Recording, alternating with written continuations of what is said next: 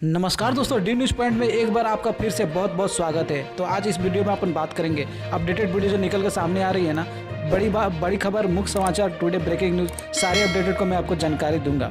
यदि आप वीडियो पर नए हैं तो चैनल को सब्सक्राइब कर लें और अपने दोस्तों तक शेयर करें और उनको भी अपडेटेड न्यूज़ से जुड़े रखें। तो चलिए बढ़ते हैं पहली खबर की ओर।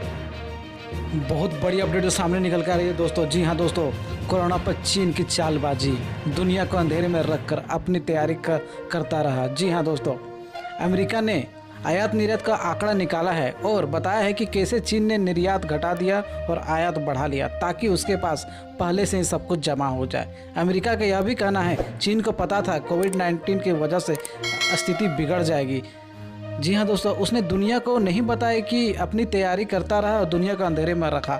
आकलन में कहा गया है कि चीन कोरोना वायरस की गंभीरता को कमतर बताता रहा और इसी दौरान उसने चिकित्सक आपूर्तियों का आयात बढ़ाया जबकि निर्यात घटा लिया। जी हाँ दोस्तों, यह खुलासा इसे समय हुआ जब ट्रंप प्रशासन लगातार चीन की आलोचना कर रहा है। विदेश मंत्री माइक पोम्पियो ने रविवार को कहा है कि बीमारी के प्रसार के लिए चीन जिम्मेदार है और इसके लिए जवाबदेह ठहराया जाना चाहिए। अमेरिकी अधिकारी का मानना है कि चीन ने कोरोना वायरस के प्रकोप को पैमाने और बीमारी की अति संक्रमण होते हुए छिपाया ताकि वह इसे निपटाने के लिए जरूरी मेडिकल इक्विपमेंट की जमाखोरी कर सके। जी हाँ दोस्तों, रिपोर्ट में यह भी बताया गया है कि चीन ने लगभग पूरे जनवरी विश्व स्वास्थ्य संगठन को यानी कि WHO को यह सूचना नहीं दी कि कोरोना वायरस संक्रामक है ताकि वह विदेशी से चिकित्सा सामग्री मंगा सके और इसी दौरान फेस मास्क, सर्जिकल गाउन और दस्तावेजों का उसका आयात तेजी से बढ़ गया। जो पहली खबर निकल कर सामने आ रही है, NAM के वर्चुअल समिट में भाग लेंगे PM मोदी, कोरोना से लड़ाई के लिए होगी चर्चा। जी हाँ, प्रधानमंत्री नरेंद्र मोदी कोरोना वायरस के महामारी से लड़ने के लिए चर्चा के लिए नॉन अलाइंड मूवमेंट के लिए वर्चुअल समिट में भाग लेंगे। रिपोर्ट में कहा गया है कि यह बैठक भारतीय समय के अनुसार 4:30 पे होगी। इसमें विदेश मंत्री S जयशंकर भी शामिल होंगे। यह पहली बार होगा जब मोदी 2014 में प्रधानमंत्री बनने के बाद NAM की बैठक में भाग लेंगे। 2016 में फिर 2019 में शिखर सम्मेलन में भाग लेने वाले सबसे पूर्वकालिक भारतीय प्रधानमंत्री हैं। पिछले 2 शिखर में सम्मेलन 2016 में 2019 में उपराष्ट्रपति द्वारा भारत की प्रतिनिधित्व किया गया था। मनमोहन सिंह ने 2012 में तेहरान में NAM की बैठक में भाग लिया था।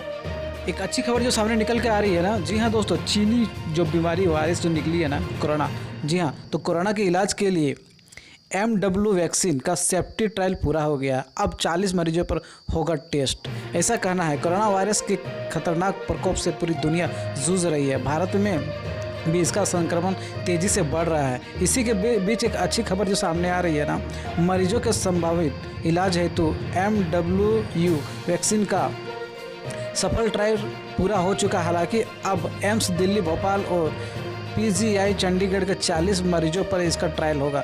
आपको बता दें, कोरोना वायरस को लेकर अब तक कोई दवा सामने नहीं आई है। चंडीगढ़ PGIMIR के निदेशक डॉक्टर जगत राम ने कहा है कि MW वैक्सीन का दवा सेफ्टी ट्रायल पूरा हो चुका है। इसको 40 लोगों पर ट्रायल किया जाएगा। बहुत बड़ी राहत की खबर सामने निकल के आ रही है। जी हाँ दोस्तों, आप या आपके कोई भी परिजन लॉकडाउन के कारण बाहर, अपने राज्य से बाहर यदि फंसे हैं ना, तो इस तरह करा सकते हैं रजिस्ट्रेशन। जी हाँ दोस्तों, आप कराना होगा आपका रजिस्ट्रेशन। कोरोना वायरस को देखते हुए सरकार ने लॉकडाउन को बढ़ाने की घोषणा कर दी है। इसके पहले गृह मंत्रालय ने प्रवासी मजदूरों को, छात्रों, पर्यटकों को घर लौटने के लिए मांग को देखते हुए गाइडलाइन जारी किया था। इसी क्रम में शनिवार को जयपुर से एक ट्रेन दानापुर पहुंची। इसके कारण मुजफ्फरपुर के DM डॉक्टर चंद्रशेखर सिंह ने अपने फेसबुक पेज पर इसकी पूरी जानकारी दी है। जी हाँ दोस्तों, आपको जैसा कि यहाँ पर देख पा रहे होंगे, आप जिस स्टेट पे फंसे हुए हो उस स्टेट पे ही रजिस्ट्रेशन कराएं, ऐसा कहना है DM का। तो आप स्क्रीन पे देख रहे होंगे, हर स्टेट का अपना अपना लिंक दिया हुआ है, आप वहाँ जाके रजिस्ट्रेशन कर सकते हैं। जी हाँ दोस्तों, तो मैं आपको बता दूँ, उन्होंने सूबे के अन्य जिलों के मजदूरों, छात्रों, पर्यटकों आदि को जहां फंसे हैं वहीं के राज्य में ही पंजीकरण कराने की सलाह दी है, जिससे स्थानीय स्तर से उन्हें यहां भेजने की व्यवस्था की जा सकेगी। कहा गया है कि लॉकडाउन के कारण आप जहां फंसे हुए हैं वहीं पर अपना रजिस्ट्रेशन करा लें। इसकी जो लिंक है ना जारी कर दिया गया। सभी राज्यों में पंजीकरण का कार्य चालू है। ऐसा नहीं करने पर यदि आप पंजीकरण नहीं करा पा रहे हैं तो फिर किसी अन्य तरह की परेशानी की स्थिति में राज्य सरकार की ओर से जारी हेल्पलाइन नंबर की संपर्क करने की सलाह दी है। जी हाँ दोस्तों, जैसा कि आप वहाँ पर हेल्पलाइन नंबर जो आपको दिख रहा होगा ना, कंट्रोल नंबर, रूम नंबर, इतना जो 0612 2294 या 2294 पे यहाँ पर आप संपर्क कर सकते हैं। और यदि आपको ये अपडेट कैसा लगा कमेंट्स करके ज़रूर बताइएगा और वीडियो को सब्सक्राइब जरूर कीजिएगा और साथ ही साथ बेल आइकन भी दबा दीजिएगा।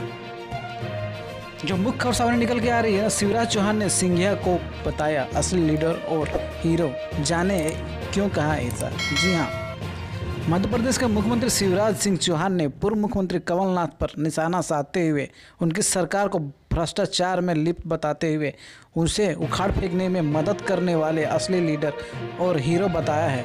कांग्रेस छोड़ भाजपा का दामन थामने वाले ज्योतिरादित्य सिंधिया को उन्होंने हीरो बताते हुए कहा है। जो खास खबर सामने निकल के आ रही है ना, आरोग्य ऐप्स पर प्रियंका गांधी के ट्वीट करते ही भदोही के डीएम बैकफुट पर। जी हाँ दोस्तों, दरअसल बात यह है ना, भदोही में सभी आरोग्य सेतु ऐप डाउनलोड करने के लिए पीएम केयर फंड में सभी से 100 रुपया दान करने के आदेश पर डीएम शनिवार को घिर गए हैं। जी हां, कांग्रेस के महासचिव प्रियंका गांधी ने ट्वीट करते हुए बैकफुट पर आ गए डीएम ने अपने आदेश को ही लिपिक त्रुटि बताते हुए सफाई दी है। दरअसल बात यह है कि डीएम राजेंद्र प्रसाद की ओर से 28 अप्रैल के आधिकारिक को पत्र जारी किया गया था। इस पत्र के जिला अधिकारियों ने सभी अफसरों के आदेश जारी कर कहा था वे ज़्यादा से ज़्यादा आम लोगों से आरोग्य सेतु ऐप्स डाउनलोड करवाएं। आदेश में यह भी कहा गया था कि आरोग्य सेतु डाउनलोड करने के साथ साथ 100 रुपये का अंशदान पीएम केयर फंड में करवाएं। जी हाँ दोस्तों, डीएम के इसी पत्र को शनिवार को प्रियंका गांधी ने ट्वीट करते हुए एक सुझाव लिखकर तंज कसा है। जी हाँ, प्रियंका ने लिखा है कि जब जनता त्राही माम कर रही है, राशन पानी नकदी की किल्लत है और सरकार सबसे 100 रुपया पीएम केयर के लिए वसूली कर रहा है, तब हर नज़रिए से उचित रहेगा कि पीएम केयर के सरकारी ऑडिट भी हो। बड़ी अपडेट जो निकल के आ रही है ना एसबीआई की तरफ से। जी हाँ दोस्तों, एसबीआई दे रही है 5 लाख रुपये के लोन। आप इसको 45 मिनट के भीतर ही आपको मिल जाएंगे पूरे पैसे। जी हाँ दोस्तों, कोरोना वायरस के कारण पूरे देश में लॉकडाउन को 17 मई तक बढ़ा दिया गया है। इसी आर्थिक संकट को देखते हुए एसबीआई ने एक इमरजेंसी लोन का शुरुआत किया है। जी हाँ दोस्तों, यह लोन लेने के लिए आपको घर बैठे ऑनलाइन अप्लाई कर सकते हैं। इसकी खास बात यह है कि सिर्फ 45 मिनट में ही आपका लोन आपके खाते में आ जाएगा। तो इस लोन को किस तरह कर सकते हैं अप्लाई, आपको मैं पूरा डिटेल्स में बताऊंगा। इस अपडेट के बारे में पूरा डिटेल्स में बताऊंगा। इससे पहले मैं आपको बता दूं, बैंक ने कहा है कि लोन लेने वाले ग्राहकों को 6 महीना तक किस्त नहीं देनी पड़ेगी। जी हाँ दोस्तों, इसमें यह खास बात है। तो एसबीआई ने इमरजेंसी लोन लेते ही आपको अक्टूबर तक यदि आप मई में एक लोन लेते हैं तो अक्टूबर तक ईएमआई का भुगतान करने की ज़रूरत नहीं है। आपको ईएमआई 6 महीना के बाद से शुरू होगा। इस पर्सनल लोन के लिए ग्राहकों को 10.50% की दर से ब्याज देना होगा। लोन के लिए 24 घंटा 7 दिन कभी भी आप आवेदन कर सकते हैं। इस स्कीम के तहत 5 लाख तक ही लोन मिल पाएगा। तो इसे अप्लाई करने के लिए आपको क्या करना होगा, देखिए इस आपको स्क्रीन में दिख रहा होगा। बस ये इस प्रोसेस के कीजिए, आपको 45 मिनट में आपको 5 लाख की रुपया तक की लोन मिल जाएगी। तो इस अपडेट को आपको कैसा लगा ज़रूर कमेंट्स में बताइएगा। बड़ी अपडेट जो सामने निकल के आ रही है ना, जी हाँ दोस्तों, कांग्रेस अध्यक्ष सोनिया गांधी के द्वारा। जी हाँ दोस्तों, इसमें सोनिया गांधी का कहना है ना, कांग्रेस वहन करेगी मजदूरों के घर लौटने का टिकट का खर्चा। जी हाँ दोस्तों, ऐसा कहना है सोनिया गांधी का। देश के विभिन्न राज्यों में फंसे प्रवासी मजदूरों को उनकी गृह राज्य आपस भेजने के लिए श्रमिक स्पेशल ट्रेन चलाई जा रही है, लेकिन इसके लिए उन्हें किराया चुकाना भी पड़ रहा है, जिस पर कांग्रेस अध्यक्ष सोनिया गांधी ने सोमवार को बयान जारी कर सरकार को निशाना साधा है। उनका कहना है कि विदेश में फंसे भारतीयों को मुफ्त में वापस लाया गया है, जबकि कामगारों से किराया वसूला जा रहा है। उन्होंने फैसला लिया है कि प्रदेश कांग्रेस कमेटी की हर इकाई हर ज़रूरतमंद श्रमिक और कामगारों के घर लौटने की रेल यात्रा का टिकट का जो खर्चा है ना, वो कांग्रेस कमेटी उठाएगी। जी हाँ दोस्तों, सोनिया गांधी का कहना है कि उनका बयान के अनुसार श्रमिक एवं कामगार देश के रीढ़ की हड्डी है। उनकी मेहनत और कुर्बानी राष्ट्र का निर्माण की नींव है। सिर्फ 4 घंटे के नोटिस पर लॉकडाउन करने के कारण लाखों श्रमिक एवं कामगार घर वापस लौटने से वंचित रह गए हैं। उनका ये भी कहना है कि 1947 के बंटवारे के बाद देश में पहली बार यह दिल दहलाने वाले मंजर देखने को हजारों श्रमिक एवं कामगार सैकड़ों किलोमीटर दूर पैदल घर वापसी के लिए मजबूर हो गए हैं। सोनिया गांधी ने यह भी बोला है कि उनकी पार्टी मजदूरों का टिकट का खर्च उठाएगी। उन्होंने कहा है कि भारतीय राष्ट्रीय कांग्रेस ने मेहनत कश श्रमिक और कामगारों की निःशुल्क रेल यात्रा का मांग को बार बार उठाया है। दुर्भाग्य है कि सरकार ने एक ना सुनी, ना ही रेल मंत्रालय ने। जी हाँ दोस्तों, सरकार पर निशाना साधते हुए कांग्रेस नेता ने कहा है, दुख की बात यह है कि भारत सरकार एवं रेल मंत्रालय उनकी मेहनत कशों से मुश्किल की घड़ी में रेल यात्रा का किराया वसूल रहे हैं। श्रमिक एवं कामगार राष्ट्रीय निर्माण के दूत हैं।